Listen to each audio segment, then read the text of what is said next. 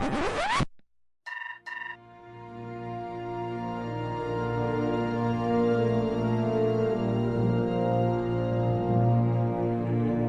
and welcome to First Flight, a Star Trek Enterprise rewatch podcast where we are watching and discussing each episode of Enterprise in succession. First Flight is a proud member of the Tricorder Transmissions Network. This is Commander Tucker of Enterprise. We've got some information you're going to want to hear. Welcome, Enterprise fans. I'm your co-host, Abby. And I'm your co-host, Chris. Tonight, we are discussing the Xindi, the first episode of Season 3. It's been a long road, but we're here. Haha. The Xindi was written by Rick Berman and Brennan Braga and was directed by Alan Croker. It aired on September 10th, 2003. Before we begin our discussion, we need to issue a read alert. Tactical alert. All hands to stations. There are potential spoilers ahead. We might end up talking about any part of the series at any time, so you have been warned. And now, for a summary of the episode, it's time for the Captain's Log and our first haiku of Season 3. Okay, Chris, let's go. Captain Starlog Supplemental. All right, no pressure. First one for the season. Here we go. Here's my haiku for the Xindi. Reach below garbage, but mystery captivates. Broken world floats cold. Ooh, that last line. Mm-hmm. I love that last Very scene. nice. I Yes. love that last scene. So Yeah. But also the garbage where he has to reach down at knee level. That face. Yes. And you feel it. It's at his chin. Yes. And you're just like, no, close your mouth. Yes. I know, it's disgusting. Yep. It's one of the grossest scenes of all Star Trek, I think. Because, Yep. that's 31 species of sewage. Ugh. Oh, I know. Plus, they're covered in petroleum, so it's like layers of disgusting. Yep. Oh. Well, on that note, we'll get to that, I am sure. And right now, it's time to deploy our subspace amplifiers and get into this season and this episode. We'll start with a quick chat about the cold open, a personal favorite of mine, especially this one, and then head into our pros and decons section. Each of us will share 3 of our favorite parts of the episode, and then, if there are things that don't gel with us, we'll have a discussion on any decons from the episode. You might hear a dog bark in this discussion if somebody's Porthos Pick is mentioned, but we'll still discuss them later on. Okay, let's get into this episode. And as always, we start with the cold open. So, Abby, what are your thoughts on how this episode begins? Okay, this first part is actually the literal beginning of the episode, because instead of it saying Star Trek Enterprise, like the title was changed, that the name of the whole series was changed this season, on the recap, it still says last time on Enterprise. And I first perked up my ears to that and went, wait a minute, I thought we changed it. And then I'm like, wait, but it is. And I just thought that was interesting. They obviously recycled it from previous seasons, somebody's voice clip. But I thought that was really interesting. And I'm like, wow, I am a nerd to notice that. So that is the literal first few seconds or minute and a half. And I really do appreciate that they did that. I think it was a huge importance to people who especially back then, if you hadn't taped this on your VCR, you weren't watching it again since when it was on in May. You were obsessing over it, but not the way that we do now. So it was nice to have that recap. It was nice to see the pieces they highlighted, so you kind of had an idea of which way they were going with it, which I thought was interesting. And I like that it feels like September when I watch that recap, because it feels like the beginning of something, the beginning of the school year, the beginning of the season, the beginning of fall, like all of that. It feels like a true beginning. This September on UPN. Yes. Like when you said that, that's what I heard. Beyond the known universe, a terror lies in wait for all of humanity. It's not safe, but for Enterprise, it's payback time. Exactly. And Man, I remember some of those UPN commercials and that guy's voice. And I used to doodle the UPN shapes on my Uh-huh. notebooks in school when I was taking notes because I was all in on UPN. I don't remember the promo for this episode, but I'm sure there was a lot of to Paul back in it. You think? And Yep. probably And her front. yeah, her All the things. with the face. Oh yeah. We'll Yeah. get there. We'll get there Yep. because we're talking now about the cold open, which I have to Yes. say Yes. Although I'm is sure she was cold. Sorry. Nope. I'm just leaving that one. Just leaving that one. Okay, back to the cold open because this is one of my favorite cold opens of the series. Like, Mm. well, we don't start with the crew. We just got this whole recap and we're talking about all the Xindi. And guess what? We got them right away. Like the very first second of this episode, we see the Xindi. We know more about what's going on than the crew does. And that sets the tone for this season about how there are parallel things going on in multiple ways and multiple threads coming together. And how cool is it to see the council? I mean, the Xindi design is so neat. And the fact that we know they have multiple species beforehand, two of them which are subtitled, which is Yeah. kind of cool. And when you watch with the captions on, it just says in the parentheses, native language being spoken. And I'm like, that's funny.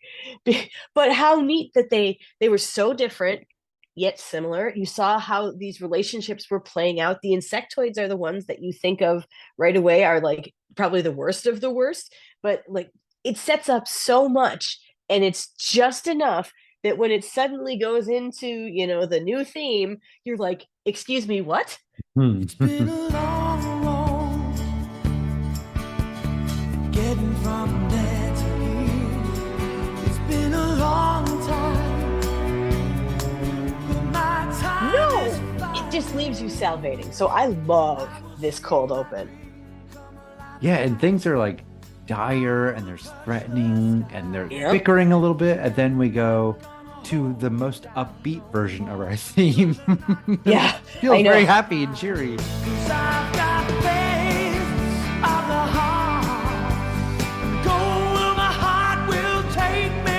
I've got faith to believe I can do anything. But yeah, I like the cold open. I wouldn't say it's my favorite. I just find it interesting that we have subtitles for the non-humans and that dynamic is being established between the different races of Xindi. And of course, aquatics are awesome. They I love the still hold aquatics. up because they're removed and they're not interacting with the human actors in the same way the insectoids. They're fine. I mean, I'm not going to fault it because it's that time period. And they really swung for the fences with that character design and having that. So I was impressed with all of it. The dynamics were very alive, and I was excited to just get into it. And it made me think of the Dominion War, where we're always going back and forth between Starfleet and then Damar and Wayun and the Founder, all of that. Yep. So that was such an amazing and kind of very different formula of storytelling in Star Trek for DS9 to do it. And so they went back to that formula here, and I think it works pretty well. Well, and I really like that we know from the get-go we're going to be seeing multiple angles of this story. I think it already feels more fleshed out and thought out and pre-planned, which sometimes feels like a problem, but I think it really helps with this. Like they're setting up all the pieces here, or at least the beginnings of the major pieces. And it's neat that you're going to get both sides. I think it really adds to the story. It would be a whole different ball of wax if you didn't see all of the other factions, factors, however you want to call them in this season. So I love that they started with that right off the bat. Well, and there's an added tension because they're aware of Enterprise. Enterprise isn't aware of them. Right. So we know this is pretty darn dangerous. So I'm going to talk about more of that in one of my pros. All right. Well, Before we go to anything else, can we take a moment and we have to discuss the new opening theme? I know we just talked about this on our This or That episode, and I said that, I've been playing in seasons 1 and 2 so much that the first time I heard this theme in a while when I was watching Enterprise for something else, I recoiled. And I was expecting it this time. I didn't recoil, but I have to say I was kind of mad at the theme song when I heard it this time, because I was like, first of all, it cut off the cold open, which I really want to keep going for like another 90 seconds, right? Yeah. But then I was just like, oh, really? Because it did. It felt like it's the wrong tone for this season. Yes. It's just so peppy. And it's a lovely song. It's not as good as it used to be. That's my opinion. And we don't have to talk about it anymore this season unless it gets brought up by one of the Carrot crew members. But I felt like we had to acknowledge that a little bit because it is a big change for this season. I feel like if they made the change in season 4, it fits better with the season 4 tone. Yeah. There's still intensity in season 4, but it's not Archer always whatever it takes. He's always in that mode from the get-go in this episode. Yeah, he's pretty growly. Yeah, he is.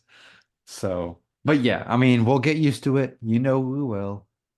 We will. I know. And 2 years from now, I'll probably be saying, oh, I could not believe how much this grew on me. Yes. So anyone in 2 years from now, when I say that, feel free to refer me back to this. Yep.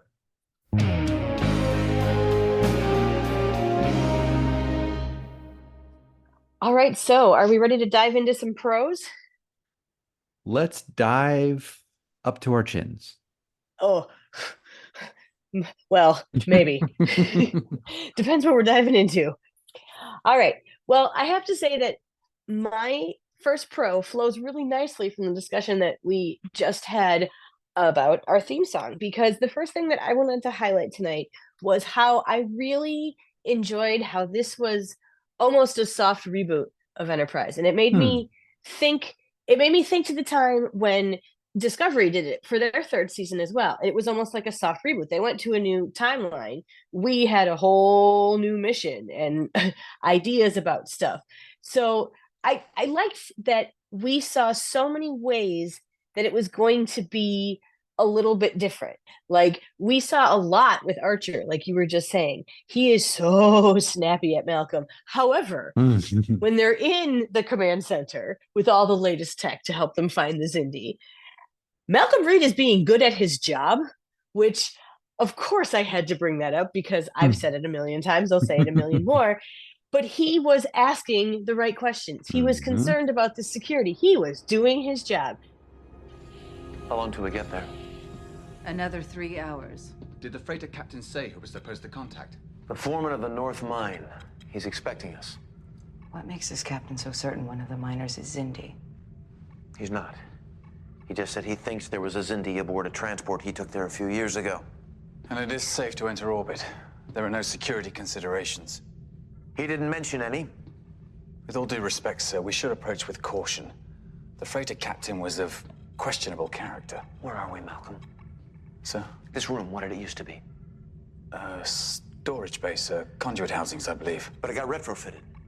Starfleet went to a lot of trouble to turn it into our new command center. Why is that, Malcolm?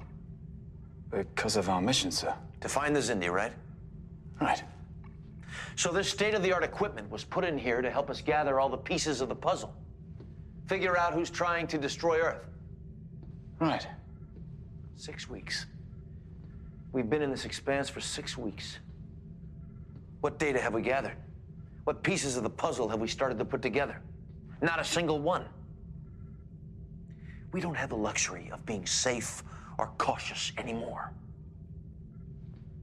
And if the only lead we can find comes from a freighter captain of questionable character, then that's good enough for me. Understood? And Archer's he's frustrated with not being able to do anything. We know this. He doesn't process well if he can't be doing something. And like just stalking around in the expanse has really gotten to him. And I mean, you see that later on when they find out that the people working in the mines are prisoners. They're not actually workers. Last season, he would have staged a prison break. I mean, we saw that happen. This season, he just kind of growls. He stops Trip from going past the line, but he's not thinking, I'm going to stage a prison break here. He doesn't even want to take the Xindi with him at one point.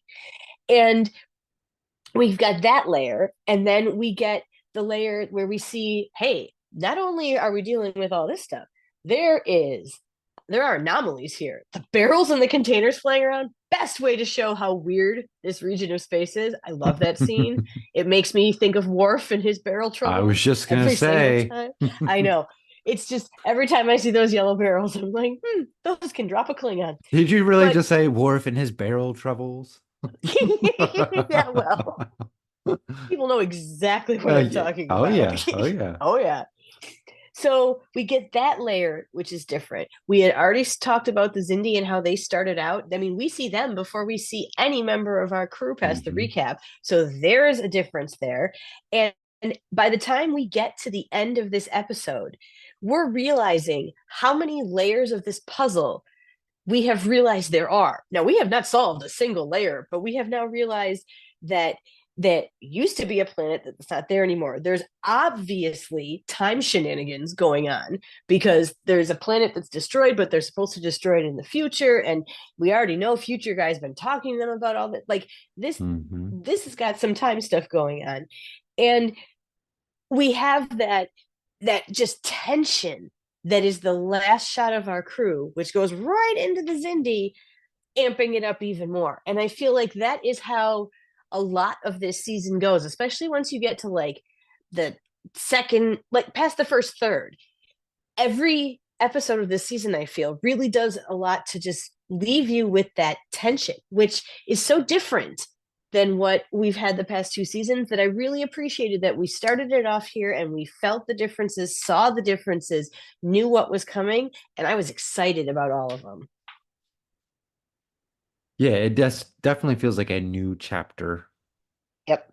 And there's no exploration going on here, right? They spent 6 weeks in the Expanse here, not charting anything. Of course, Archer is like ready to claw his way out of the ship because like he is single-minded, and we're not getting distracted. We're not looking at nebula, or we're not going to be fascinated by these anomalies. We are just plowing through. Yep. Right? Yep. We're chewing up terrain. Yeah. So what was your pick for that? Just that this is the soft reboot? The soft reboot tone change of everything. Gotcha. Yep. I don't know how you're going to categorize that in your spreadsheet, but I'm not. I like the tone shift. I like that it's signaling to us, this is where we're going. This is how it's going to be. Get ready. Well, and hold on to your butts. Right? Yeah, the hold on to your butt grab bars, right? Exactly. You got it, Jankum. But no, you have to go big. That's a macro pro, right? Yeah, it is. Which is, you can't skip that in this kind of episode for this point in the season. It's the beginning. And like we said, season 2 ended with like, it wrapped up a lot of the storylines that Enterprise was exploring.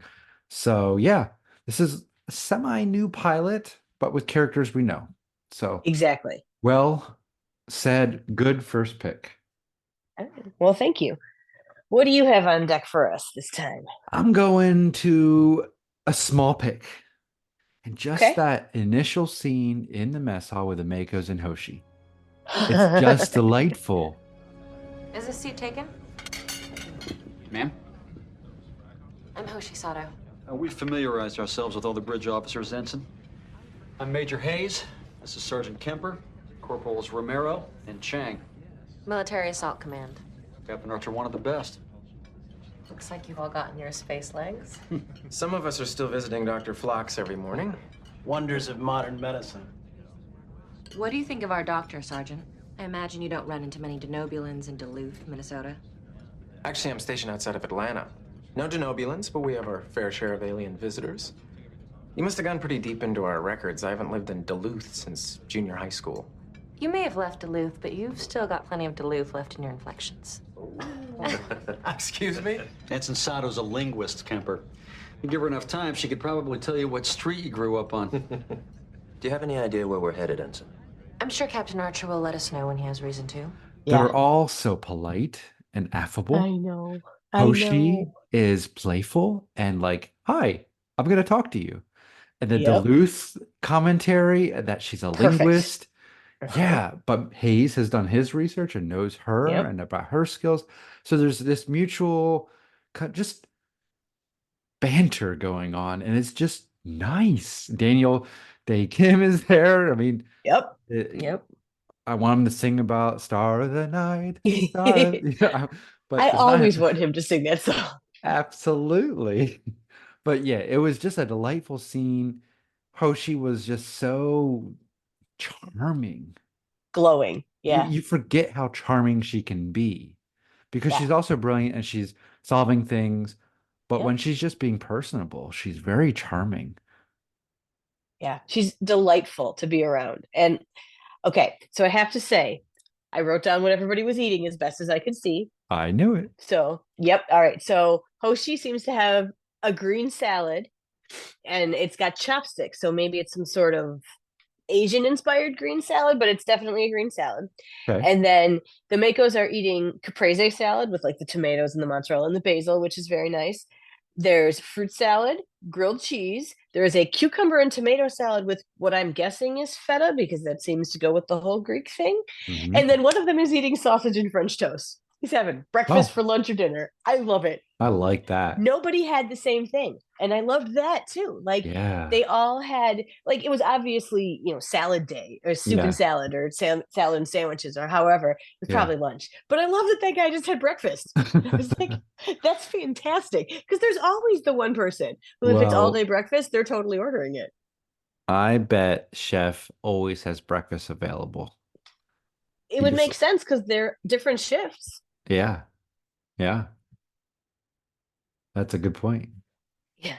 Yeah. So I knew that would set you up with some good food cataloging for our third season. Absolutely. This is it wouldn't be First Flight Pod if I didn't list any food that I could possibly figure out. And I'm always looking for carrot balls now, just in case anybody is worried. They will never sneak by me. Nope. I am on the alert. Yep. But you segued perfectly into my next pro. Thank you. Let's do it. So that was kind of part of one of my second pro because I wanted to talk about the Makos for a minute. And I have to say, the Makos are not always my favorite part. Like it's not my jam, it's not my flavor, but I really like that they took time in this episode to introduce us to Major Hayes, who's going to be a major player in this entire season, and to get to know him both formally when he's on the job and on duty and on a mission, and informally with Hoshi, which is still somewhat formal. I mean, they all stand up, hands behind the back when she comes to sit down. Like that's formal. I loved but then that. they I really liked that. I loved it too. I know. It was so respectful. Yes, all rise for Hoshi Sato. Empress. As well you should. Exactly. But so I like that. I like that we saw them and they were being a little vulnerable, not just Mr. Duluth, but they were saying, do you know where we're going, what we're doing, what's going on? Because they're getting antsy too. They want to come and do the job that they were there for. But I liked seeing that. And we got a pretty well-rounded picture of who they are and why they're there throughout this whole episode. And I have to say, and I'm going to come back to the stuff in the middle, but when they do that rescue at the end, oh yeah, wow, like that's incredible. Yeah. And one of the female Makos who I don't think we see her a lot later on. She's not one of the named ones that I can remember. Rocks at hand-to-hand combat, yes, and then she flips over the guy and she tases him in the crotch. Like, yes, it was such an empowering moment. I'm just like, yes, thank you very much. And for the time it was in, and for how many times we've said there were no women in the 602 club, there's not enough women on the ship, there's like who an engineer, like this was a moment. They brought in female Makos on purpose and they were just as good. And I really appreciated seeing that in here and seeing those Makos that we had met before in action, that they really were there for a reason. They were that good. And it sets up the whole Malcolm Hayes thing, which at this point, and for most of it, is pretty much just Malcolm getting huffy and feeling threatened. Yes. But there's the little point in there where Trip, in his haze of grief and anger, still realizes that Malcolm is feeling touchy about the Makos. Because when they're walking down the hallway near the end, and he's saying, those Makos did a pretty good job. And then Malcolm is like, yeah, whatever. And he says, well, nothing that you guys couldn't have done just as well. And then there's this beat, and Malcolm says, well, I don't know about that. So like there, you already see that dynamic, but you see that little bit of the friendship in there too. So I just really like how the Makos were put in here deliberately, and not just to be the sharpshooters. They are going to be people in this crew interacting with the people we already know, and it's set up really beautiful in this episode. Well, and going back to the fight scene, it was a well choreographed piece of fighting action. Yeah. No palm punches. No Kirk Fu. I love palm punches. I mean, I can picture Riker doing it right now. And I want him to say, Riker, every time he does it. Riker, your nose is up here in your brain now. But but this is real action. This is good. Yeah. This is cinematic action. And the shots were quick, but not too quick. You could tell what was happening, how it was all related in space. And I just really appreciated the time and the details that were put into that fight sequence, because it went on. It was a pretty decent size fight scene.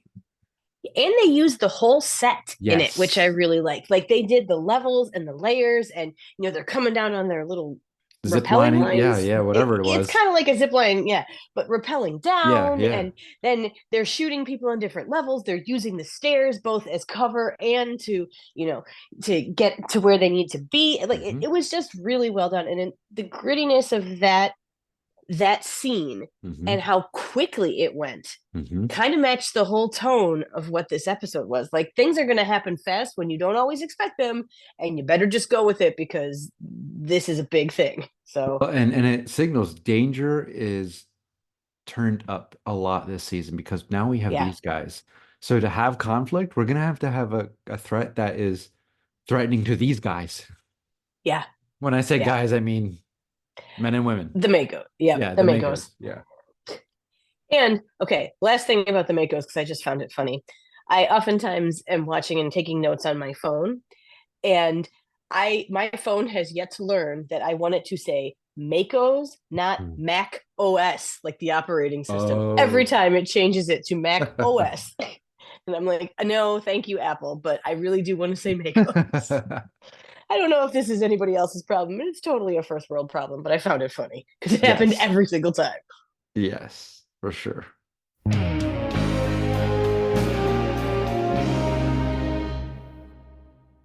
All right, bring us in for your second pro. I like how Malcolm was really good at his job. He was actually right in the command center. Like you said, asking all the right questions. He was right about being cautious.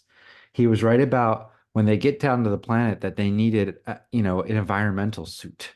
If they had that on and wore that the next time they went down, they wouldn't be submerged in the nasty. They would have that. They would have that outer casing to protect them. So Malcolm, I mean, if Archer listened to Malcolm, there would be no episode. But it really shows how tactically sound Malcolm was and is more clear-minded than Archer is in this season. We saw Archer really evolve into a leader last season. And he's still a leader this season, but there's still some growth for him. Yeah. Well, he's feeling the weight of the world still. And that changes how you lead. It is interesting though, like that scene came off. I mean, it was exposition. Yes. Oh, a huge exposition dump. Why are we in this room? Well, we're in this room to, What did it used to be? Why are we here? Where are we going? And I think it was the cleverest way they could fit in exposition and make it a character beat too for both those characters. But I really love that command center and all the monitors and everything. I remember being really excited about that just visually as a kid watching this. Yeah. Well, at the time, it really was. It looked like cutting edge technology. Well, it I was mean, this flat was, screens. That wasn't yeah, as, ubiquitous. and it feels less like when you look at the bridge of the NX-01, there's still stuff, and it's not all smooth lines. It still feels more like a submarine. This feels more like a starship, the command center. It's just that little bit of difference. It's just that one step further. Yeah. So I really heard you echoing my brain when I was listening to that scene every time. Malcolm Reed is good at his job. Good at Malcolm his Reed is good at job. his job. Malcolm Reed is good at his job. Mm-hmm. And so I had to call it out. Well, I love that. And I'm pretty sure by the time we get to the end of this season, there's going to be a whole lot more Malcolm Reed is good at his job moments because I'll say it again. This has been one of the biggest findings for me in the first 2 seasons of the pod was how much I appreciated Malcolm. I always liked him, but now I really like him. And I kind of want to like go up and hug him sometimes because he's trying so hard. And like he's really nurturing his friendship with Trip now in a time when he knows his friend needs him, just like we were talking about when we were doing the Expanse at the end of last season. And that's so different than where he was a couple of years ago. And even I can't wait. I can't wait for this season where we see less of him, but I think there's just as much growth. Yeah, and like listening this scene really made me start contrasting him to other security officers or tactical officers. Worf would never be sounding caution. No. But he's still ignored. Yeah, true. Right? But this is what Reed is doing here is very Tuvok. Mm-hmm. And Archer and Janeway would be responding the same way. Yes, they would. You know that, right? So, but La'an would be like this too. So it's just interesting. That's the one I thought of. Yeah, exactly. The different flavors of security officers we've had over the years. I don't know. I just liked thinking about that because in season 1 and 2, Reed, that version of Reed would be like fire, fire, go, go, go. Now he's like, hey, let's be cautious. That guy was sketchy. Let's plan first. Yeah. Yeah. Yeah. Well, I thought about that exact. I said that out loud in my car today on the way home as I roll up to the debris field of the planet. And I'm like, and Archer's like, charge phasers, put on shields. And I'm like, what were you going to do? Just shoot the planet? Like, what was the plan here? Exactly. Were you going to hail them? Like, don't attack us. I mean it. I know, right? It didn't seem like the most well thought out moment. I agree with that as well. Yeah, but it was a great reveal. So anyway, what is your third pick? Take us into that third and final pro. Okay, well, I'm glad this one hasn't been touched on yet because this one, it took me a long time and multiple viewings before I decided how I wanted to put this. Because at first I was like, "Ooh, look, Phlox and T'Pol are plotting," and I love that Phlox and T'Pol are plotting, and I love that they're plotting to help somebody that they both care about, and I love that it's got more Vulcan lore in it and all this. But then I realized it wasn't just that part of it, and it's so interesting because all the like, first of all, the annoyed T'Pol look where she finally gives in to Phlox and right before she leaves sickbay is epic. Why that one doesn't get a GIF, I don't know, because that was okay, seriously, it was perfect. But I really do enjoy that first neuropressure scene. If you take out the pajamas, which we have gone over 1,000 times, and if you take out some of the overt Jolene is gorgeous and we know it, you see here again the seeds of what is to come in this whole season. It's really obvious they had a plan for this season from the beginning, and their chemistry is coming through. Their banter is spot on, and I love after Trip presses on T'Pol and she says that was better than any hypo spray, and he does the most awkward like little leg pat and like stands up and he's like right, and like awkward Trip just fills my heart in a special way because then she's like, "Are you implying I'm making sexual advances?" And he's like, no. He says no, exactly, like 8 times every way different, and he's just so it's so delicate, but he can give it right back and forth. When they start going with you were intransigent and then they're back and forth, that is what I love about the two of them together, and what we've seen slowly developing and now is really coming to a critical mass in this season, that they can do that back and forth. And there's that respect and that care for each other that has grown, but they give each other crap all the time. And I love it. Like, I like that sparring with care behind it nature here. And I realized that I had to put all this together as one, because the third time I watched this through, I went, oh my God, when she says, then take off your shirt. And all I could think of was Malcolm right after going, keep your shirt on, Lieutenant, doing Trip from the very beginning where he told him to put his shirt on. I'm like, what is it with Trip and shirts? He gets more clothing call outs about his shirt than anybody else. So it just made me laugh when I made that connection. So I really enjoy how Phlox starts off this whole thing that is going to just grow and grow and become integral, not just to this season, but to next season as well. It's a defining relationship in this series for sure. Yeah. Yep. So I have more to say, but we'll save it. All right. I'm excited. I mean, it's interesting because I feel like in a lot of this episode, there are so many things that I really like if you take out like one tiny piece and it would be perfect. So like if she had different pajamas or like robes that he could just like unzip and then do the neural pressure, like it would make a whole different scene. But anyways. Yes. Yes. I interpret that scene and to Paul differently than you. Interesting. I'm not saying you're wrong. I think there's multiple things going on, but I look forward to diving into that later. Yeah. Okay. All right. So wrap us up with your third pro. Phlox. I just like you, I was like, I love all the Phlox. I'm not sure about Matchmaker Phlox because he knows what he's doing. Oh, 100%. 100% knows what he's doing. Yeah. Yeah, so Phlox, he's playing this game with Trip and T'Pol here. That's not my pick, but I knew I liked what Phlox was doing in this episode. There was a lot of him in the background, just kind of massaging all these story points together. What I really ended up picking was his investigation into the Xindi's biology. Isn't that cool? I love science Phlox, right? Yeah. And he's so excited about it. Yeah, and he's because he's intrigued. You know, he's brilliant. So like something new and unknown and not sure what this is. Yeah. And there's no like threat right now. He just gets to be sciencey, you know, and discover things. And I love that he, you know, the computer model that he mocks up and then looking at the finger, he's like, I could have just had pieces of saliva or hair. Yeah. Hair? Yeah.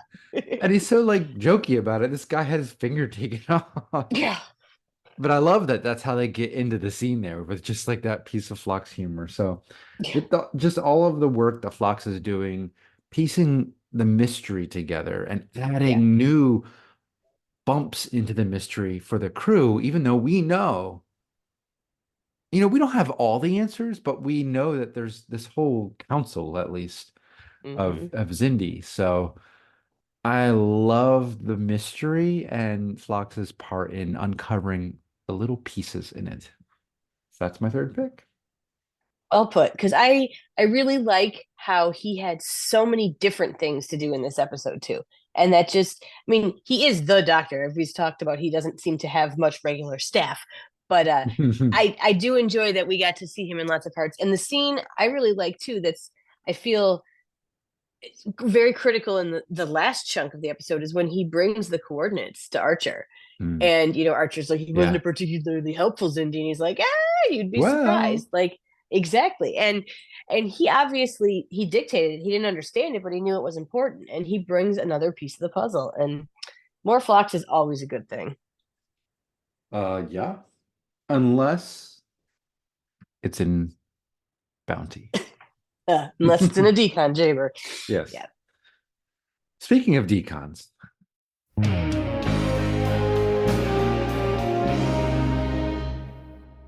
Well, that's a perfect segue because it is about time for us to move on to the decons, the parts of the episode that just didn't gel with us. And Chris, I have a feeling you've got a few to talk about. So let's start with you tonight. The exploitative nature of Vulcan neuropressure scenes. Yeah.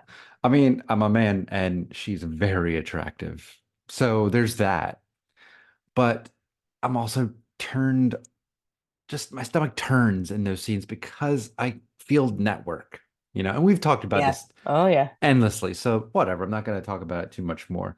But it did pull me out and I couldn't enjoy it as much. The second time around, I was listening to the episode. So actually got to just listen to dialogue.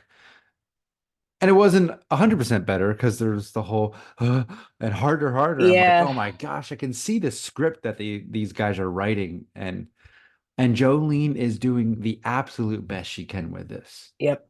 Because she's playing it completely straight until the sounds that she's making. Yeah. And I can just imagine the director's like, give us more, Jolene. I could just see it all and her being frustrated. So I was really feeling bad for her. But she was doing a great job. Well, there's an interesting outtake of this scene. Oh, really? If you search around online, and it's exactly this scene. It's the part where she says you can apply considerable pressure. Yeah. And you see it, and we've got Trip pressing on her, and then she flubs the line and she goes, "That is the stupidest line. It's seriously the worst line." And then they all laugh and go back to it. But it's interesting because she obviously wasn't into it.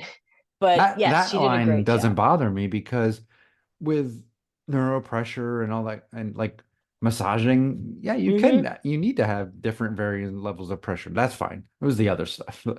Yeah. Anyway, so we know that. Yeah. It's the after all that really gets me about that scene. Like I was saying, it's when he does the leg pat and moves on that's where it starts crackling for me. Yeah. So just the concept of it, we're stuck with this for the rest of the season. And I know there's scenes coming up where they're doing it, and like what your eyes are telling you, this is sexual, but the dialogue is, so I recalibrated the warp manifolds today, and it's like the usual Star Trek jargon. It's like, it's just weird. There are a few times they get it right, but most of the time they do not. Yeah.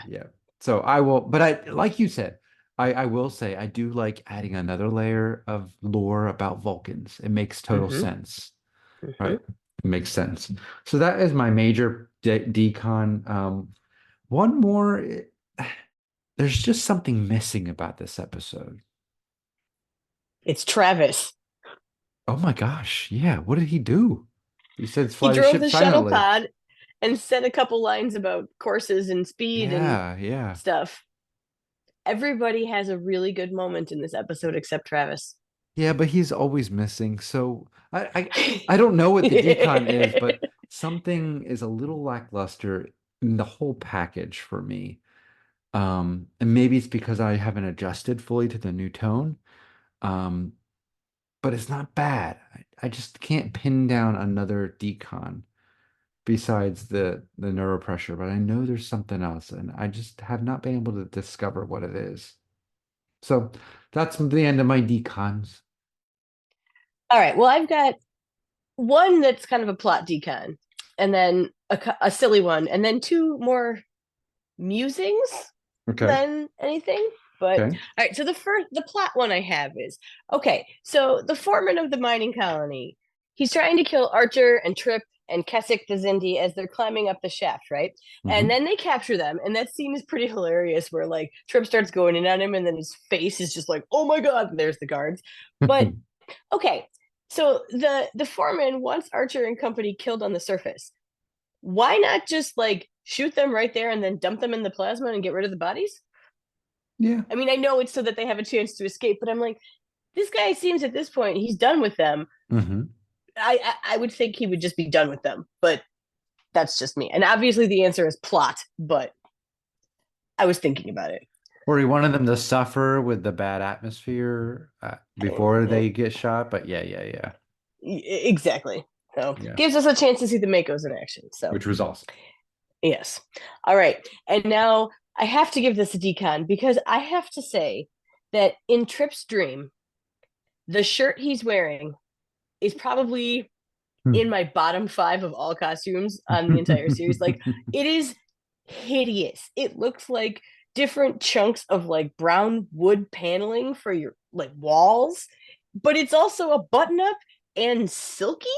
Like, I just it takes me out every time. And it wasn't even a cool shirt back in like 2003. I'm sorry. This was just ugly. And they do such a good job with costumes, and I love Enterprise off-duty wear so much. This was not one of those times. This was just flat out a hideous shirt. And it makes me, I'm supposed to be having this big emotional impact moment, and all I can think of is, oh my God, your shirt. And then it takes me out. So I had to throw that one out there. I mean, it is a nightmare. I suppose that maybe makes it a little bit better, but it's distractingly bad. Yeah. No, it doesn't.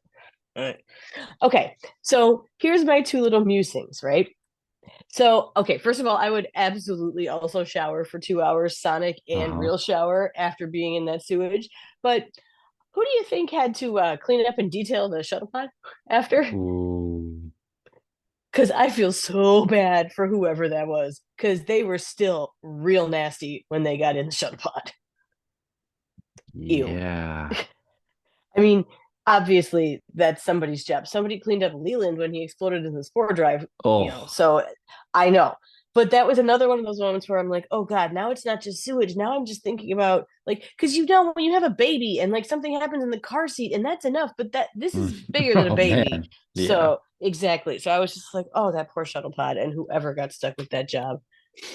But, all right. And then my last thing is what I was thinking when the foreman calls up and he's going, oh, we're deionizing our platform. You're not going to be able to, talk to him or see him or land or any of that. And I was just like, oh, it's all right. T'Pol's just going to go get her magic straps that she had from the 7th and tie them around her boots, and she could just run in. We'll just drop her, right? She'll just run in and it'll all be fine. Just tie them around the landing pads of the shuttle pod. Yeah. Exactly. So that is not a decon because it made me laugh, but it made me laugh back to something that I found as a decon the first time. So I just threw it in there more as amusing. But and for anyone who doesn't remember, T'Pol cut some straps off of a shirt and tied them around her boots and ran through a platform covered in radiation and was just fine. Not just once, but twice. So we want that fabric. Go back and listen to our episode on the 7th. You got it. Captain Sokol, what, you saved their lives so he kicks you off the ship? Where's the logic in that, huh? It does seem like a disproportionate response to a minor character flaw. There is no character flaw. Can you imagine anything more Vulcan than Bendai syndrome? Hello? I mean, Spock's dad had it, and he was Vulcan as a motherfucker. Okay, you've heard a new soundbite introducing the newest section in our episodes. Now, this VAMF award, the Vulcan as a mother effer, will not be included in every episode. But tonight, I have a VAMF award to start off our 3rd season. So this VAMF award comes from Carrot Crew member Kevin Hart. This is awarded on an as-needed basis to a character who is deeply Vulcan in good, positive or negative or both ways. So we just have to give them a little special shout out. And my VAMF award, the first one in season 3, goes to T'Pol. I mean, that's the obvious, but it's T'Pol underestimating Trip when Phlox suggests that he's a perfect candidate for Vulcan neural pressure. She digs at Trip. Trip's not even there. This isn't their like back and forth she's just like, he can't sit still long enough. She's Vulcan as a mother effer. She vamped Trip behind his back. And in classic Vulcan, Enterprise Vulcan way, like, humans are just so beneath us. So that is part of it. But the second part of it is really cool to Paul, where she is Vulcan as a mother effer when she is totally manipulating Trip to get him to do the Vulcan neuropressure. I have to know that she knows he will recoil and, not participate because of human sexual awkwardness, right? So she goes totally into it. Like she leans all the way into that to make him awkward and then calls him stubborn. And she's just tweaking him. And she knows he's going to be aggravated and they want to prove her wrong. She says, well, take off your shirt. Like, I don't see her as the going for the relationship yet. I see her being extremely logical and strategic in the way she is just playing him into doing Vulcan neural pressure because it's good for the crew, right? And Phlox, she respects and trusts Phlox and will do what he says. So that was the difference that I took about that scene. I saw it as supremely logical and T'Pol just working this human like she knows how to, using his emotions against him. Well, and that is such a perfect recipient for the VAMF award. And you know what? I really think that T'Pol's going to get this more than once in this season. That's partly because she's the only Vulcan. But, I'm not sure that either one of them is going for a relationship at this point either. But it is one of those moments where you see the chemistry and that snappiness and the crackly between them. And that's something that always I really like about this relationship. Yes. And it shows how smart and witty both of them are. They tease and they play and they poke. And, she probably is right that he wasn't going to sit still very well because this man is still in processing massive grief. I mean, and he's barely sleeping. He's just up. He's pacing. He's always moving. So this is both the perfect time and the worst time to try to teach him neural pressure. So yeah, bravo for T'Pol for having her Vulcan moments. That's right. Mind if we take a look?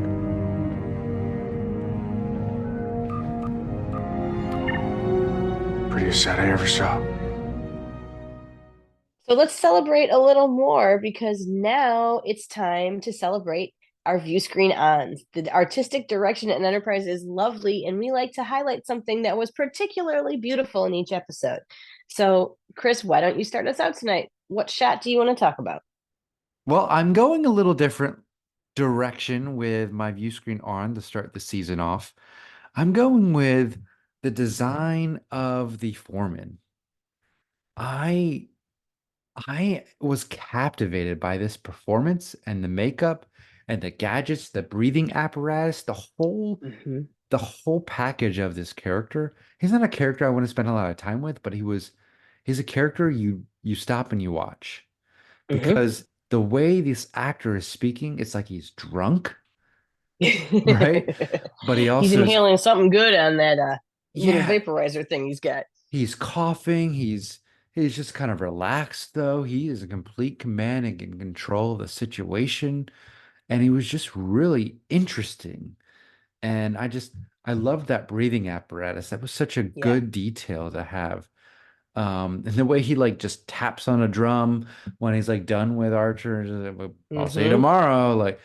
The whole package from the visual to the way he delivered his lines was something I couldn't stop watching and listening.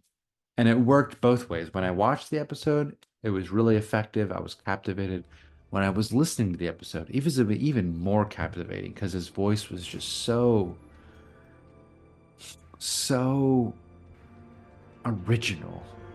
Yeah. Archer. I'm Jonathan Archer. This is Lieutenant Reed. I've been told you might be able to make it worth my while if I were to arrange a certain introduction. Depends what you mean by worth your while. Well, I've always had a fondness for platinum, specifically in its liquefied state. I'm afraid we don't carry precious metals on board. Pity. I'm sure there's something else we could offer you. I don't make a habit of allowing people to interrupt my workers, Xindi or otherwise. What about the antimatter relays? How much platinum are we talking about? Well, I'm a reasonable man. I'm sure you could part with, say, half a liter. I need to see this man, scan him, confirm that he's Xindi.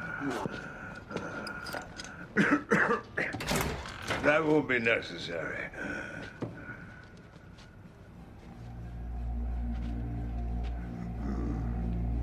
Why would you do this? Unfortunate accident. I expect to see you back tomorrow. Good day.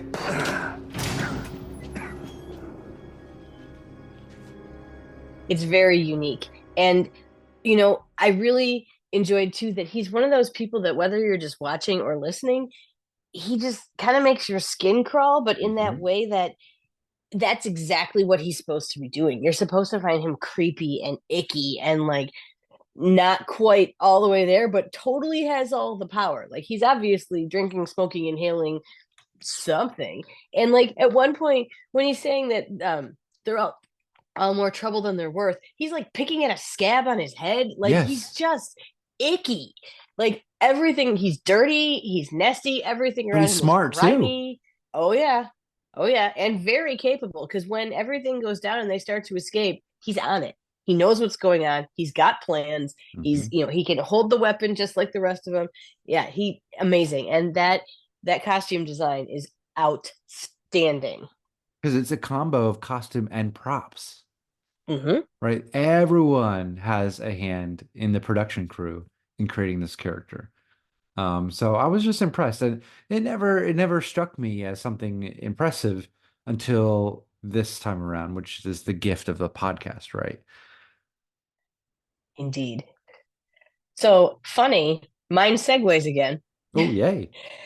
So mine is actually a shot, but that costume and that design plays a big part in the shot.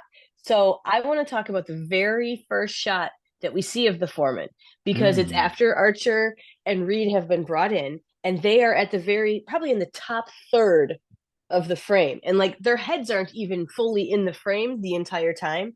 And you see just the arm of the foreman on his little console desk with all those pleats and his buckles and straps on his costume. And it really slowly pulls up and back. So you see more of him and then more of the dials and the buttons and the console and all that, with Archer and Reed like right up past the table. And then behind that is the cage and the guards and that weird giant metal fan. And the whole thing is just really slow. And like he takes up the whole left third of the screen, and Archer and Reed take up kind of the top third of the screen. And the rest of it is just showing you where they are and how it is, and it establishes the character and the setting perfectly. So I kind of feel like we were so in sync with this one, because you did the big picture and I did the tiny shot, but they're both appreciating the same thing. It's a good shot. I just pulled it up now. And yeah, he's in the foreground, but you're just seeing there's so much gunk all over his outfit. It's kind of Malon like, but even more refined.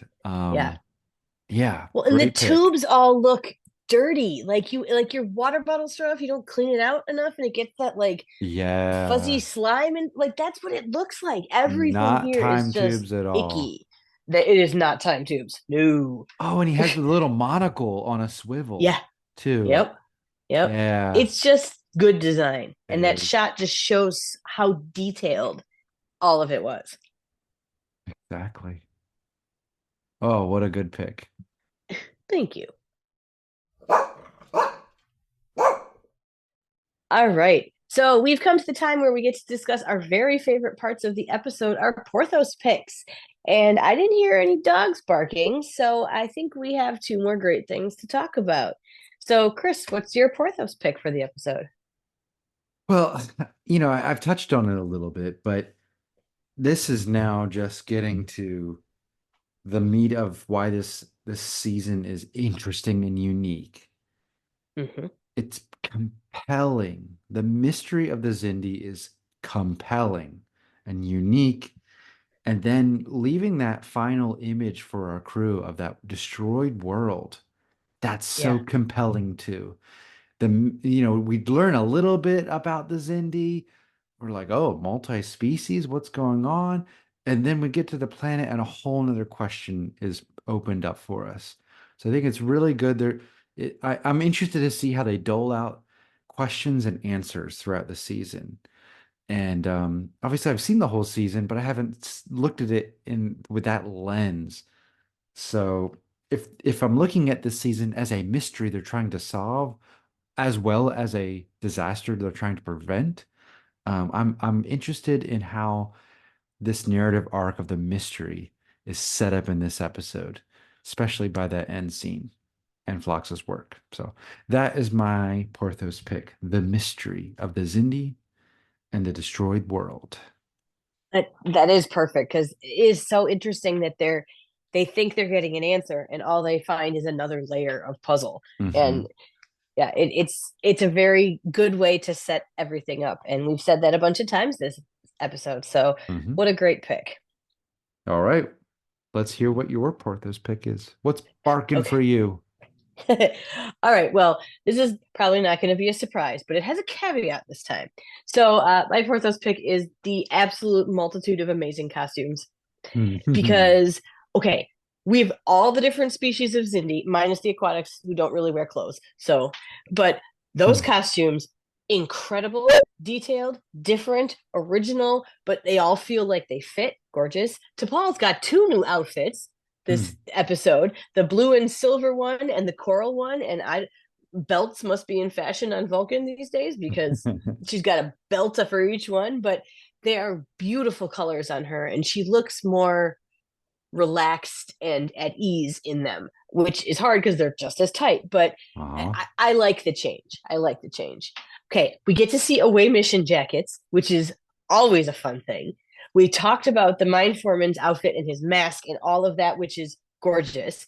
Every miner you see in the background, every guard you see in there has a different costume, and they all look gross and dingy, but different. It's like when we talked about in the 7th how every single background extra in there was wearing a different coat and they were all cool. That's the miners and the guards in this. They're all wearing amazingly varied yet disgustingly dirty things, and it's just amazing, the creativity it must have taken to put that many together. We see the Makos in their both action uniforms and regular uniforms, so that's more cool costuming. Even Phlox got a new tunic in this one, so I had to call out how amazing those are. But my caveat is, if you take out Trip's ugly wood panel shirt and T'Pol's pajamas. So they are there, they count as costume variation, but I'm not putting them on my favorites list. But there's so many other good things I couldn't not do it, and it's classic me. So I was sitting there looking at all the different ways they wrap headscarves around the prison guards, and the different boots and how many straps, and it was just fun. It's funny. I'm looking at the wood paneling shirt now, and it's like a half a size too big on him too. Yeah, and like it's the seam silky, for the shoulder so is like down his arm. It's awful. It's awful. They spent all of their time doing the miners, which were glorious, and we're just like, yeah, put this thing on that we've got from the back lot. Oh, it's bad, but the rest of them are gorgeous. Side note: is the kid version of Trip the one that comes back in similitude? I would have to look that up. Yeah. I'm not sure. I know that the kid Lizzie is completely uncredited and nobody knows who portrayed her. The older Lizzie they know, but the kid Lizzie they don't. So interesting. I don't know. We'll have to look that up, or somebody who's listening, come in, let us know. Yeah. Accessing library computer data. Well, as you know, here on First Flight, we love trivia and behind the scenes tidbits. So we pick a few to share about each episode. And to start us off in season 3, I'm going to start with Major Hayes. The actor Stephen Culp previously played Commander Martin Madden, Jean-Luc Picard's new first officer in Star Trek Nemesis, but his scenes were deleted. But I loved those scenes when I got the DVD and watched that. I was like, heck yeah! And it's interesting because doesn't the captain's seat with the seatbelts show up in Enterprise from that scene too? So the Yep. character and that prop end up in Enterprise eventually. Yeah, it's fantastic. Fantastic. And you know what? It's kind of good because since we didn't actually see him in canon movie, he got to come back and play this really juicy, good role that I feel like he does a great job in this season. Yeah, so that's fun. And then my other pick is when asking T'Pol to give Tucker neuropressure, Phlox asks if she has any siblings, and he says Commander Tucker had one sister. And that seems to kind of ignore that he had a brother mentioned in Fusion. So maybe Phlox was just emphasizing that, Trip lost a sibling, but then brother is never mentioned again in the series. So it's like, did this brother just disappear? Maybe time shenanigans. I don't know. Perhaps. That also makes me wonder, like they went back to Earth after the attack. Does Trip have living parents? Like, do we know this? Because we know about other people's parents. Yeah. Like, we know all about, well, we don't know about Phlox's parents, but we know about his family. We know about Archer's dad. We know about T'Pol's mom. We know about Reed's parents. They're something, and his sister. We know all about Travis's family. We spent a whole episode there. We saw Hoshi's father, who's actually Buck Bakai. So we know about everybody's, and we know about Trip's sister. But I just wonder, did he see his parents? Have they already passed? Like, did they come to the funeral? With it makes me think a lot more about his family. Yeah, I don't Because I feel know. like they must be gone, or he would be calling back and forth to them. I mean, even when he talks about Lizzie being missing back in the Expanse, he says someone would have heard from her by now, but he doesn't say my parents. So yeah, it's interesting. It just made me think. Maybe his whole family got, time tubed. Oh gosh. Yeah. I mean, yeah. I mean, we hear about his parents when Little Sim is talking about them, but yeah. No current references. Nope. Interesting. Well, there's another micro track for you. Yeah. The background of Trip and his parents. What happens? Maybe they're not on speaking terms. Maybe. You feel like he would have bonded with Malcolm about that more then. True. Yeah, I don't know. Something to chew on for sure. Yep, it is. So what did you choose? What trivia can we chew on? All right. Well, I have to say that this is no surprise that I picked some costume related trivia. Oh, really? And that, yeah, I know. Look at that.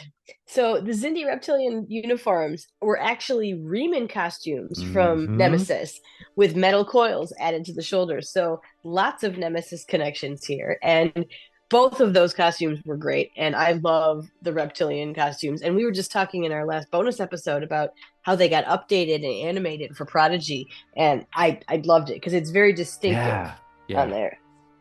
I actually like it a lot more on Xindi than with the Riemanns. Yeah. Well, the Riemanns were in shadows a lot too, so hard to see the detailing that now we can see sometimes is there. Sure. But, all right, so here's another little kind of costume or appearance thing. T'Pol's eyebrows change appearance between the second and third seasons.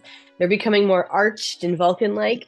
And in a 2004 interview with Femme Fatale's magazine, Jolene Blalock revealed that she and her makeup artist unilaterally decided to sneak in the change to her eyebrows amongst the character's pre-third season hairstyle and costume alterations, and no one from production office complained, so she got new eyebrows.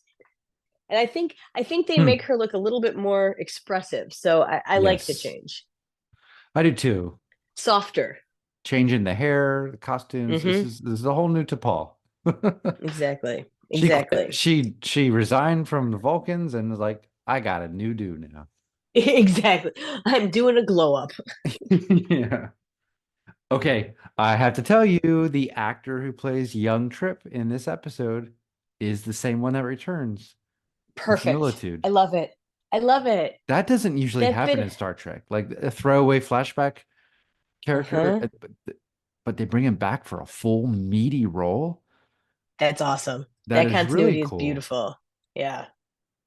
So maybe they meant to do that. Like maybe that was on purpose. Like we're we know we're gonna do this thing, so let's choose Yeah. the right character for the right actor for that story and have him come in for this one. Perhaps they definitely had more forethought and planning and connections in this season for sure. Absolutely. All right, and I have one more little bit of trivia because I find this one absolutely hilarious. That the Trellium D dirt in the mine was created by throwing a lot of blue painted styrofoam into a wood chipper. Oh gosh. And bits of that, I know, right? Just imagine this. And bits of the styrofoam stuck to everything. It was tracked all over the Paramount Pictures lot. And it was found on the set. Even when the main sets were being taken apart after the series finale, there was still blue Trillium painted styrofoam in cracks and crevices. So that stuff was not just nasty looking, it actually was nasty, pervasive stuff. So that one just made me giggle. Yeah. I just put together a new grill on my porch, and all the styrofoam that came in the packing, I'm still finding little bits of styrofoam everywhere. So Yep. I'm feeling that right now. We are about getting into recital season for my daughter who dances, and that's glitter. Yep. Glitter. It's everywhere. She had it in her eyebrows the other day. I'm like, how did you get it in your eyebrows? She's like, one of my hats is all glitter. Awesome. Swell. Yep. Okay, so one time Boimler dragged me to the Starship History Museum. Dragged? You ran up to the doors. No, I didn't. It was boring. I hated it. Anyway, so they had the NX-01 there, Archer's Enterprise. Yeah, classic design. Plus it had, the grapplers. Skip that part. They don't care. I love grapplers. See? All right. Well, it has come to the time for our final thoughts and grappler ratings. And I know we had both said we had an idea, but hadn't settled on a final score yet. So, Chris, on a scale of 1 to 10 grapplers with half grapplers possible, what'd you settle on for rating this episode? Yeah, it's a 7.5 for me. I liked it. It was a good whetting of the appetite for the mystery. The decons of the Vulcan neural pressure exploitative, use of Jolene really hurts me. Hurts the series as a whole. But yeah, it's a good beginning. It's not bad. But like I said before, something's missing. Maybe it was like you said earlier, like season 1 and 2, Archer would save the prisoners while also completing his mission, or arm them in a way so that there's hope that they'll be able to free themselves as we leave, right? Mm-hmm. Some semblance of hope, and there's no hope in the episode left for us to latch on to, which is different and daring and breaking some of the rules for Star Trek, and that's not a bad thing. So 7.5 for me, and I want to know what yours is. I have no idea what you're gonna say, none, and I'm excited. Well, it's funny because I was hovering and trying to decide if I was going to do a 7.5 or an 8, and because I do feel like this is a really good start. We've said that a bunch of times. There's so many layers. The sewage is absolutely disgusting, but you remember it. That is a distinctive plot point that if you go, hey, the sewage, when they were getting the Xindi, everyone goes, ugh. So it obviously did it what it was supposed to do. The tone change was nice. I like all the beginning introductory pieces. I miss Travis having a bite. I mean, he could have been with Hoshi at the table. Yeah. That's all it would have taken. They eat together all the time. Yes. And I get it. This was about Hoshi, and I love that, but I feel for poor Travis. And I feel like what I came away with here is that this is both the first chapter of a story and the third novel in a series. Yeah. So it kind of feels like not necessarily a prelude and a review, but it kind of does. And it makes me think back to when I was a kid, I read Babysitter's Club books, right? Yeah. And the entire first chapter of every single one of those, and there was 150 of them or something, right? There was a lot of them. The first chapter was always establishing who everybody is, establishing, what the basics are, and giving you a little bit about what the story was going to be. And that's what this feels like to me. It was like that, a big recap, but plus some extras show. And I like it. And I read it every time when I read those books. I watch this. I like it. There's those little threads, but it feels like it wasn't quite enough. But I think that was maybe what they were going for. Like, they want you to tune in next week. They want you to be salivating. They want you to be anticipating. But I also look at my pros and I'm like, you know what? For all my pros, pretty much, there's something in there that I have to put a qualifier or a caveat. So I feel like I really liked a bunch of stuff.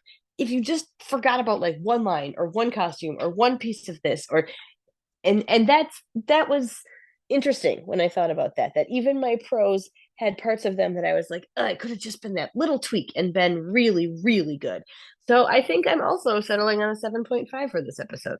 Wow. Okay. Interesting. We don't often exactly align like this, so Yeah. But hey, what a way to start. exactly. I mean, and again, I think back to what you said last season about how we think of a 75% as, a C, and that's just average. But this is above average. This is 3/4 of the way to absolutely perfect. And it's got so much to do, and it's a season opener. It's got a lot of exposition to get through, like we've called out. So it was a good beginning because I wanted more. That's fair. Mm-hmm. Yeah, the mystery of the Xindi is compelling. Yeah. Definitely compelling. So yeah. And then the fact that at the end they're like, they scanned the planet and moved on. Should we go after them? No, we should not be seen. Like, yeah, it's almost like they're a Greek chorus. Yeah. Shining Voyager, far from home, far from the gleaming cities of Earth. Right? Yeah. Removed from the action, just watching. But we know they're going to be part of the action at some point. Well, they bookend this episode, which is what's so cool. We see what they're thinking before all this. We see what they're thinking after all this. And we know they're heading into a part of space they don't want to go to. So, okay, bring on Anomaly next week. I'm ready. Now, maybe comparing or contrasting the Xindi bad guy scenes with the Damar, Wayun, and Founder scenes. Those are so much more interesting, and those characters are a little more fleshed out. And yes, we get more Degra coming up. I don't feel like I know these characters, and I don't know, something's not as compelling with the Xindi Council. There's a lot of bickering, but it's not as interesting as the bickering in the Damar and Wayun and that kind of situation. So maybe that's what's missing for me. Those scenes that bookend the episode, it's cool and it's interesting on a conceptual level, the 5 species. But are the characters immediately captivating? I don't know. I don't have an answer. I'm just trying to still figure out what's missing for me in the episode. Well, and I almost feel like that when we went from season 1 to 2, it was a 2-parter. And you could consider The Expanse and Xindi as a 2-parter, but really it's a continuation as opposed to one big story. Yeah. Because and I think maybe that's part of it. Like, That it could feels be. like it either needed a little less or it needed a little more, because it almost felt like it didn't quite wrap up the way I wanted. Like, I wouldn't have minded if the whole rescue scene had taken a little longer, or we saw more of them coming back in the pod and chatting about things. Like, we saw them going in the pod and chatting about things. Like, I feel like some of the things that I wanted more of were just a little short. So it would have benefited maybe from being 2 hours. Or maybe we're just spoiled because we just watched the Discovery premiere, which was 2 hours, and we got a bigger bite of this story. And so we're feeling like this didn't fulfill us as much because we just saw another 2-part premiere. And I mean, we've seen 2-part premieres for almost all of the new Trek shows recently, like we did with Lower Decks too. So, it's interesting to think about it like that. And I wish I remember loving this episode and going, oh my God, the Xindi, oh my God, the aquatics. But I don't remember if I felt that like more than what I've talked about tonight when I first watched it. It'd be interesting, if not knowing what's coming, how I thought about it differently, because I don't remember this episode in particular. I do some of the others. Sure. Yeah. But that says something too. That's true. But I guess to put a button on this, 7.5 is a good score. Yep. So we It's a like good this beginning of one. a season. Yeah, we like this one, and we're gonna keep going. And we hope you join us on this journey from here to there. You don't have to add any tambourines or drums or upbeat, peppy music. Promise. All right. So before we finish up, we really have had some great things to talk about in this episode. So run us through a quick recap of all of your pros and view screens and Porthos, and make sure you throw in that VAMF award tonight. Yeah. All right. My first pro is the Mako scene with Hoshi. Mm-hmm. So charming, all of them.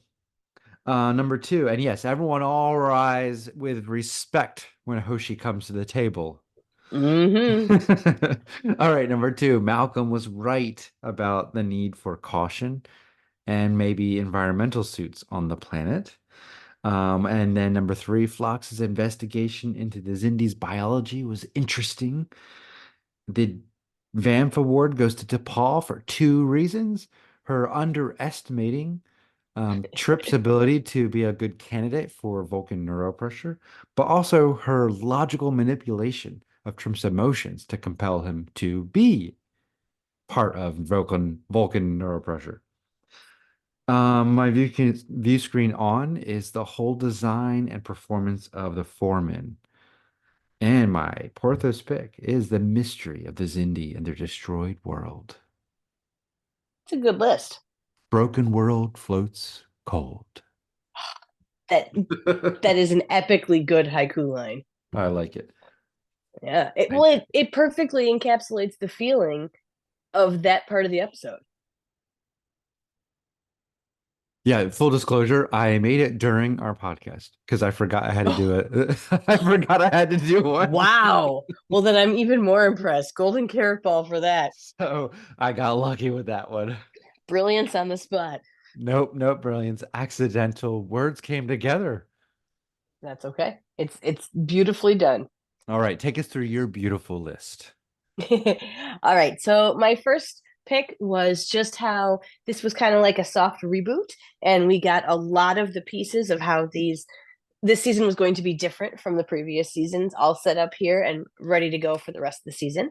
Mm-hmm. My second one was the Makos and the way that they were introduced, not just as, brute force, but as actual people with relationships, and they're full-fledged, and they ate a great meal with Hoshi, including breakfast for lunch. So bravo to that. And my third pro is that snappy crackling back and forth between Trip and T'Pol, and the fact that it was a whole plot between Phlox and T'Pol, which just, that whole thing, yes. It's a great beginning to that piece of it. My view screen on was the first shot of the foreman, where you see just his arm, and as it pulls back, you see the entire picture of that mine and all the pieces of it. Mm-hmm.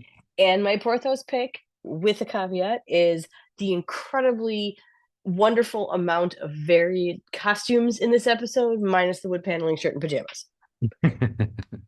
I just can't with those two. Yeah, those pajamas are so shiny. They're very. How does she stay on the bed? Like, she's got to slip right off. Oh, boy. Silly. Yeah. Well, Vulcans probably have to wear reflective clothing to reflect the sun away from them on their desert planet. I'm just sure. We'll go with that. I'm trying. Hand wave. Okay. Do you have your communicator? The people of Suliban we're working for came from about 300 years ago. They couldn't travel through time, but they did develop a way to send back images of themselves, to communicate through time. You wanted a chance to communicate? I suggest you begin.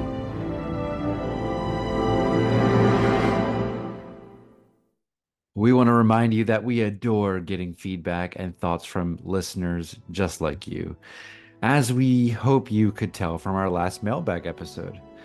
We had so much fun sharing and discussing your insights and ideas, and we've had lots of fun chatting with you on social media.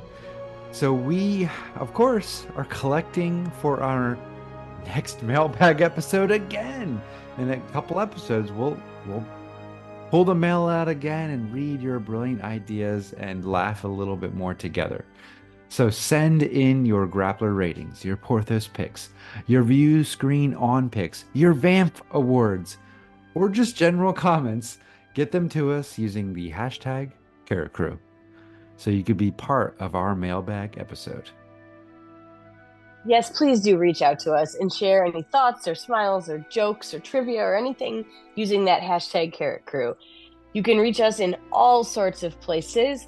We are at First Flight Pod on Twitter, Blue Sky, and Instagram and Facebook. We are also on YouTube under the Tricorder Transmissions Network channel. You can email us audio files if you want. Like if you go back a few episodes, you can hear from some of the people who submitted that way. And that's how we found out about this VAMF award. Kevin sent us a voicemail. So email us those audio files at firstflightpod@gmail.com. You can reach me personally at Abby M. Summer. That's SOMMER. I am mostly on Twitter. I'm working on Blue Sky. We'll see how that goes. You keep promising that. I know. I'm just kidding. Summer's coming. Summer's coming where I actually have time to breathe. So Yes, we'll see. yes. All right, Chris, where can people find you? Yes, I am on Twitter and Blue Sky. At Shelf Nerds is the main handle there. You can also find more of my thoughts on Star Trek, the MCU, a little bit of Star Wars, Disney, on my YouTube channel, Completing the Shelf. All right, well, thank you so much for joining us for this first episode of Season 3. It feels like it's been forever since we got to talk about just an episode. Yes. And it's always a good time talking Trek with you, Chris. Same. Thank you again, Carrot Crew, for spending this time with us, and we will be back next time with Anomaly, the second episode of Season 3. And as always, we leave you with this quote from Captain Jonathan Archer in your moment of melody.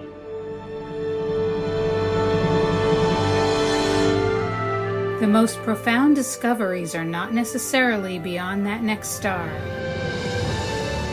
They're within us, woven into the threads that bind us, all of us, to each other.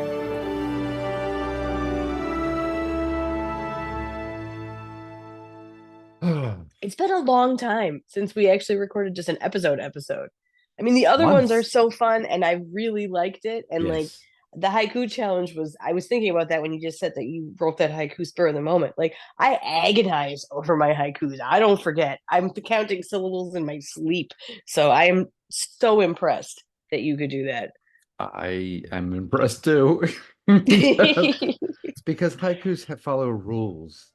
And but there's plenty of good stuff to mine from the episode. No pun intended.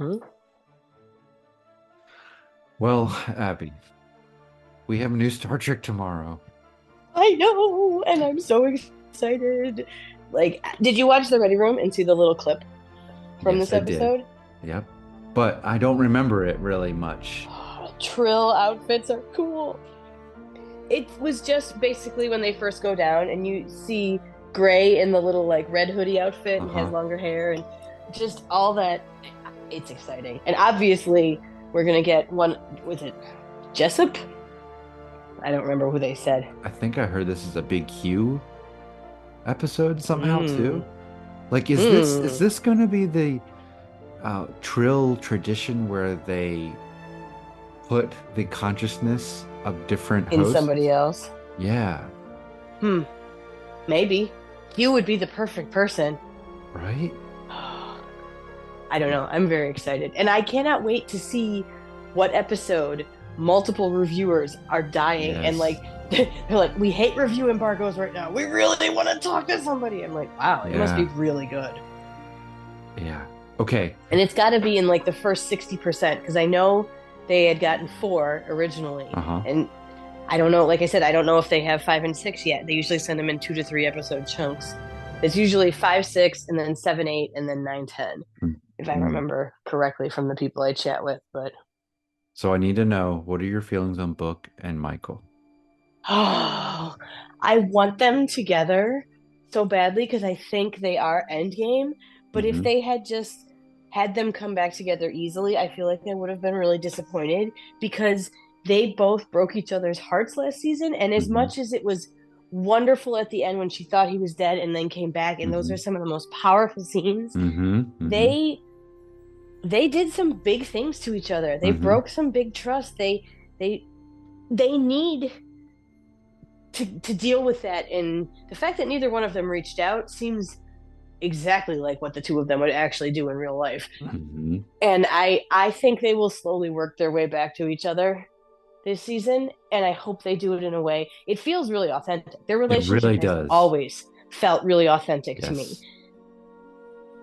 And they're not mean-spirited to No. each other. No. It's like they're discovering, oh yeah, this is weird. Yeah.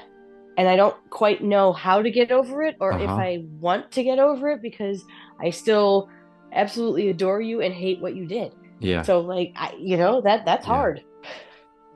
Yeah, That's it's hard. really interesting. I didn't like it at first, but I do. I didn't like it because I want them to be happy, Exactly. but it's very genuine how they're playing it. But I love how they, their whole bit of, oh, this is like Jessup 2. They just name a planet or an incident, but now they don't name the same one. Yeah. So smart. That was so telling. Yeah. And the cliff joke was so funny too. The cliff joke was awesome. And so was the fact that like they're using Grudge to be able to chat. And I'm just happy Grudge is back. I'm not a humongous cat person. There's a lot of cat allergies that run in my family, but I really like Grudge just for the fact that everybody responds to Grudge in such a big way. Like, I still think about the time that Tilly was trying to get Grudge out from under the bed, and she's like, I don't like you. Nobody has small feelings about Grudge. I feel like Tilly and Jordy need to talk about cats. Yes. And Worf. Yes. I will feed him. Tell him it's a pretty cat. Trick pets are fun. Yeah. I mean, the best one is Porthos. Of course. Easily. Of course. Yeah, but not royalty. He's not royalty. You brought a monarch. That scene is so perfect. I really like. That's a great opener to a season 2. I That really first scene don't with the like butterfly it. people. I think really? it's so dumb. All of it. I like it, and I like the butterfly people design, and I like that they come back later. Like, I think they look insectoid without being insects. It's dumb, but I like it. It's not a big deal to me. It's just kind of silly. But what I do like is Book and Michael. Yeah. 100%. I don't know. It just, the humor didn't work for me with the monarch thing. Every time. Yeah. But I love season 4. What a great season. But man, this might top it. Maybe. I've already decided that when it's done and it's summer, I am rewatching the entire series again. Crazy. With the entire complete picture. Well, because it'll be all of it then. No, and I don't fault you at all. You're crazy awesome. Well, I don't like to and maybe we find out that a lot of these characters' stories aren't over because of Academy or a movie or whatever, time travel, Star Trek, time tubes. But I want to see the whole picture. Like when I did this last rewatch, there were different threads that I pull through every time, and I forget things. And now I've just done a rewatch, and I'll watch this obsessively for the next 8 weeks, and then to put it in as like the final piece of the puzzle is going to be really fun. Well, we already see like with what is it, Raynor? The echoes of what she was going through in the first season, getting a second chance and all that stuff. Like, so good. Like, if they didn't know this was the last season, they did a good job. Yeah, they did. Yeah. And so I don't know that anyone can go into a season now and not assume it would possibly be the last season. It's rare to know you have a pickup beforehand. I mean, besides Strange New Worlds. But well, that makes me think of Stargate SG-1 because it was on Showtime for the first 5 seasons. Showtime's like, we're done. But then they got picked up for one more season at Sci-Fi. So that season had a complete arc to end and then lead to a movie. and then they got picked up for another season. So that season had a complete arc that end and go to a movie. And so, but then they got another season. So the same thing kept happening, and they never knew. So eventually they're like, "Oh, we got a 9th season. We're not gonna try and end it. We're just gonna go." So then they got one more season and just kept going. And literally, the series finale of Stargate SG-1 is called Unending. That's funny. It's not. I don't like the episode, but I like that bit of humor. Yeah, that is funny. They're like, whatever. We're just gonna keep going. I mean, 10 seasons. That's unheard. It's a run, right? Yeah, incredible. And 2 spin-offs. Yeah, and it's fun. Melanie and I touch in here and there on the current episode she's on.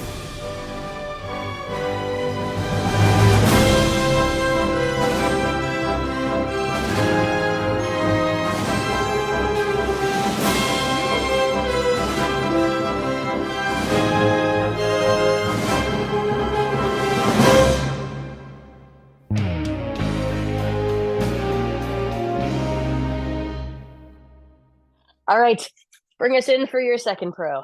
Well, we're going back to Malcolm. I love how Malcolm. I love how Malcolm Reed. Malcolm is going to eat some mac and cheese. Play jar harp, like you said. Oh God. No, his soul out on the harmonica. Yes.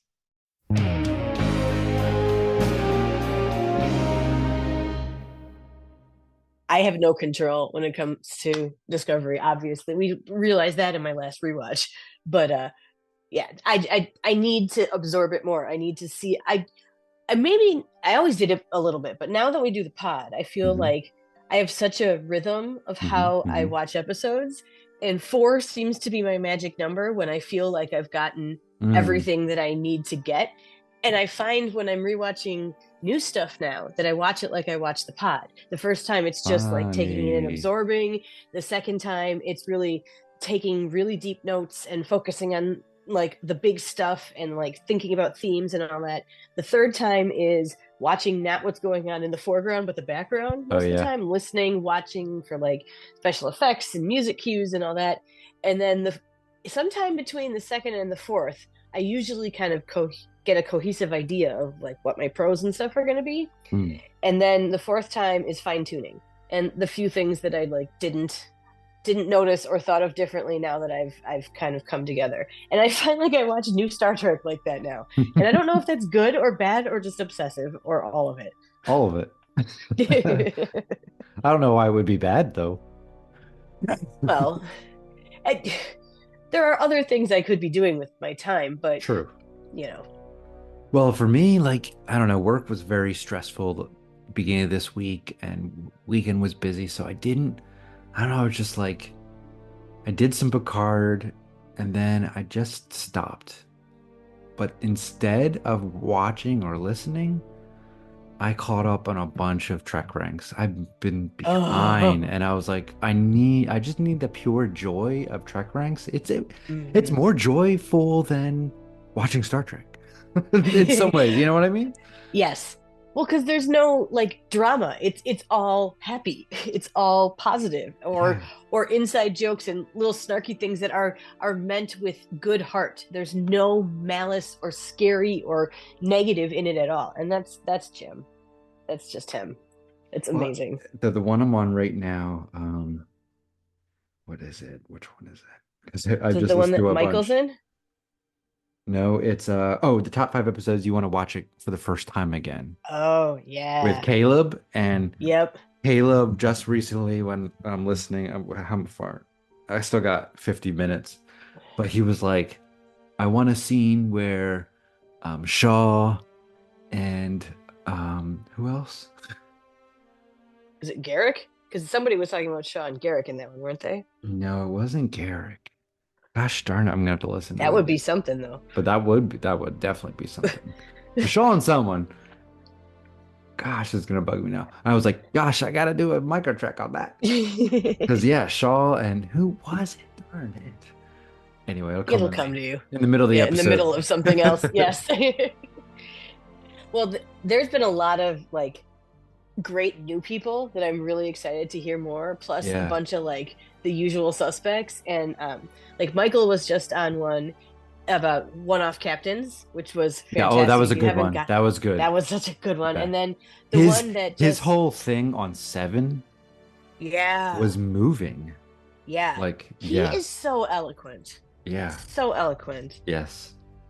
But the one that comes out that'll drop like tomorrow or Friday whenever Jeff pushes it, but has got Peter in it too. So I'm really looking forward to that one. Because that's always so much fun to hear his thoughts. And he always has such precise, well thought out reasons for all of his choices, which I really like.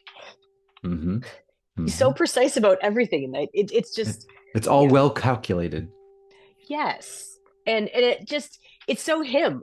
And like, even when we're doing watch parties and stuff together, like he just sounds like him. He has such a distinctive written voice that it's so cool to hear his actual voice. And they match so well. Do. They match so well. That's true. Yeah. Oh. Right. So I was watching a little bit of Red Directive with the kids tonight before bed. As we were having some ice cream. Mm-hmm. And sometimes you gotta. Fred shows up. I love Fred. And I'm in the kitchen scooping the ice cream, and they're like, "Is that Data?" It's budget Data. it's Daniel's Data. Yeah. That was hilarious. Like, I'm never gonna unsee that now. First time I'm like, that is Daniels and Data Tuvix together.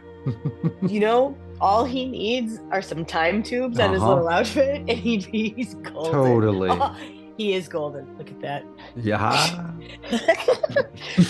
The funniest thing, the first thing I thought of when I heard that his name was Fred, just Fred, is that my father growing up, like they moved all the time. They had a series of short-lived pets like guinea pigs and lizards and hamsters and fish and like all this. And never a dog or a cat, but lots of small animals. And every single pet they had when he was growing up was named Fred. Every single one. Just Fred. They were always Fred. Everything was Fred. Makes it easy. It does make it easy. But like anytime I hear that name, I'm just like, it's my dad's pet. And like that, it was just really funny. That's such a strong association with that name for me.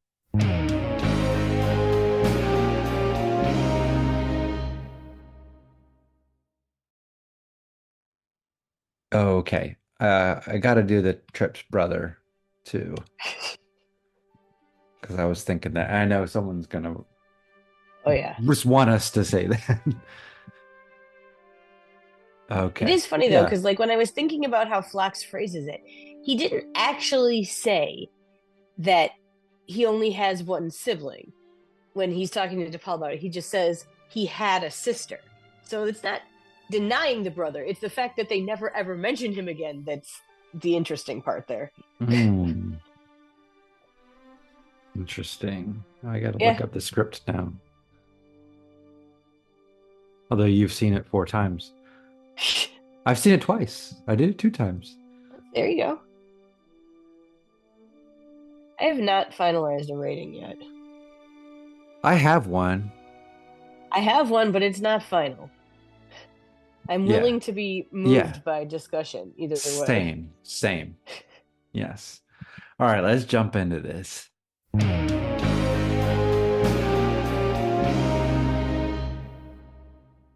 How much space do you want between the new intro and going? Just a normal little pause? Yeah, that's fine. Okay.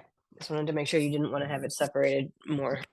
But you are an editing wizard, so. And Melanie was totally right. Your music drops in that last one were spot on amazing. Oh, I had to. Well, I needed. I know. I mean, I want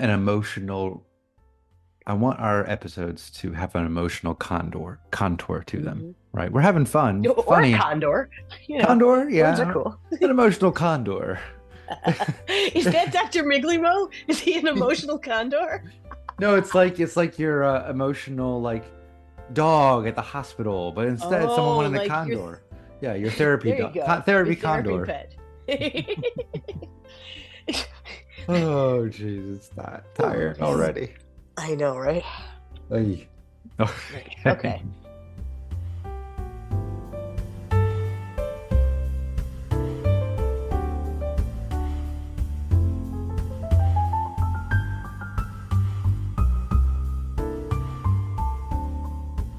All right. Time to vamp it up.